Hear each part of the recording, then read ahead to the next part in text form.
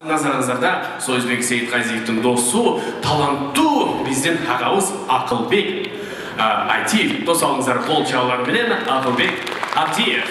Ассалаумағалейкум. Соныңыздан бүгінгі концертпен құттықтаймыз. Көмек қалып ағабыздың жаштық дегенді сіздер үшін болсын. Қолдамыз.